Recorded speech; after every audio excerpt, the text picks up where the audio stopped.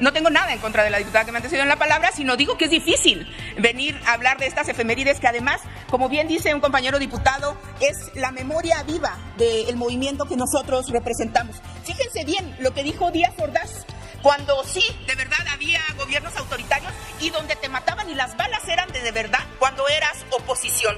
Dijo Díaz Ordaz 9 años después en España que el hecho había ensombrecido solamente a unos cuantos hogares mexicanos y declaró que se sentía particularmente orgulloso de que el 2 de octubre de 1968 le había permitido servir y salvar al país. Es lo que representaba el viejo régimen del PRI, que hoy no vuelve y no volverá a este país. Ni perdón ni olvido.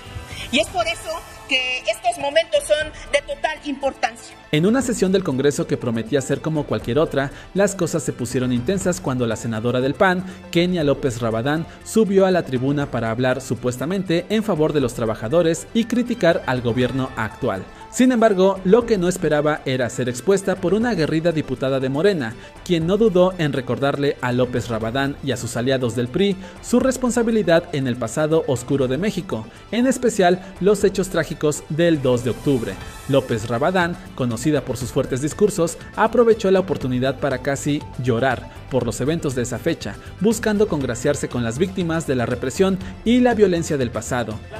Primero que nada decir que, por supuesto, el Partido Acción Nacional ha votado a favor de esta iniciativa desde el Senado de la República. Lo sabe el coordinador Monreal, lo sabe también Pati Mercado, quien, como también se ha dicho aquí, ha sido proponente de esta iniciativa en primera instancia. ¿Qué es lo que quiere esta iniciativa hoy aquí presentada y ojalá aprobada por unanimidad? ¿Qué quiere? Primero que nada, reformar la Ley Federal del Trabajo y proveer el número suficiente de asientos o sillas con respaldo a disposición de todas las personas trabajadoras en los sectores de servicios, comercio y centros de trabajo análogos. Por supuesto, la coordinadora del grupo parlamentario en esta Cámara de Diputados, la diputada Noemí Luna, ha dicho firmo esa iniciativa y todo el grupo parlamentario ha dicho estamos a favor de la ley Silla. Claro, somos un grupo parlamentario humanista. Sabemos que hay que poner a la persona y a su dignidad en primer lugar.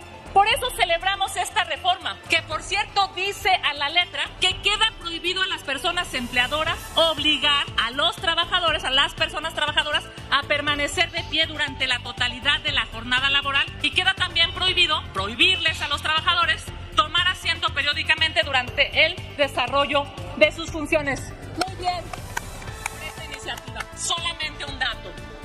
Este esfuerzo solamente va a ser para la iniciativa privada. ¿Por qué no para el gobierno? ¿Por qué se dejó fuera a los trabajadores del gobierno, incluyendo, por cierto, a nuestros compañeros que están aquí?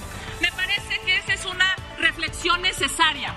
Ojalá y este tipo de reforma sea para todos los trabajadores y que también el gobierno haga un esfuerzo como lo van a hacer los empleadores, como lo va a hacer la iniciativa privada. Por eso es que acompañamos esta iniciativa, por eso decimos sí, pero también hay que hacer público y claro esta petición. Necesitamos más, necesitamos que estos derechos laborales se le protejan también incluso a nuestros compañeros de trabajo desde el gobierno. Es obvio que los votos se deben ocupar para esto. Es obvio que la mayoría y la oposición nos podemos poner de acuerdo, sí, cuando se trata de beneficiar a las y a los mexicanos. Por eso hoy decimos desde el Partido Acción Nacional sí a la ley Silla, sí a los derechos humanos, sí a que las y los trabajadores de México tengan mejores condiciones de vida, sí a que los empleadores hagan un esfuerzo para que estos derechos humanos se preserven en las empresas, pero sí también pedirle al gobierno, ojalá y sean capaces de respetar los derechos humanos de sus trabajadores, aunque hoy lamentablemente esta iniciativa no lo contempla. El PAN siempre estará a favor de lo bueno. El PAN siempre estará a favor de México y de sus trabajadores y de sus trabajadoras. Más allá del debate, más allá de la discusión, ustedes, señores de Morena, ustedes, señores del régimen, ustedes, señores del gobierno, saben que nuestros votos siempre serán a favor de este país cuando las iniciativas le hagan bien a México y este es el caso. Sin embargo, fue rápidamente llamada a la realidad por la diputada, quien sin pelos en la lengua le señaló la hipocresía de su postura. No se vale venir a esta tribuna a hablar de derechos humanos y justicia, cuando fueron sus propios gobiernos los que reprimieron, desaparecieron y asesinaron a miles de estudiantes y ciudadanos, espetó la legisladora con firmeza. La diputada no solo criticó el pasado, sino que también expuso la falta de compromiso actual de López Rabadán y sus compañeros del PRI y PAN. Recordó que muchos de estos políticos solo suben a tribuna para ganar atención mediática y una vez terminado su discurso, se marchan sin quedarse a debatir o a trabajar en las soluciones que tanto pregonan. Es un cinismo total. Suben, hablan y se van, sin preocuparse por los verdaderos problemas de la gente. Solo les interesa la cámara, no el pueblo, agregó la diputada. Debe de ser muy difícil subirse a esta tribuna representando al PRI, hablar de la masacre que cometió Díaz Ordaz, encabezado por Echeverría también. Hay que tener cierta desfachatez para hablar de aires de autoritarismo cuando el señor Díaz Ordaz declaró, presidenta. Si es tan amable el Pleno poder escuchar con respeto a la oradora, gracias. Y si me repone el tiempo, presidenta.